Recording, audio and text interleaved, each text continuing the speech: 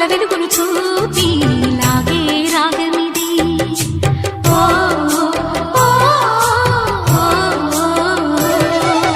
నీలో మమతల మధుని చూసి నాలో తరగని తహతహ దూకి నీకై తరగల పరుగులు తీసి చేరే వేగమిది.